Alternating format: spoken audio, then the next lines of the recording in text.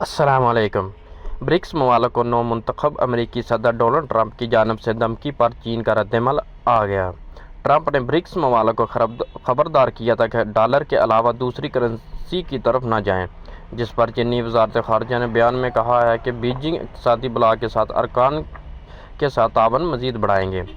ترجمان نے واضح کیا کہ برکس ابھرتی مارکیٹوں کے درمیان تعاون کے لیے اہم پلیٹ فارم ہے۔ بلاک کا مقصد جامع ترقی اور خوشحالی ہے، تصادم یا تیسرا فریق نہیں۔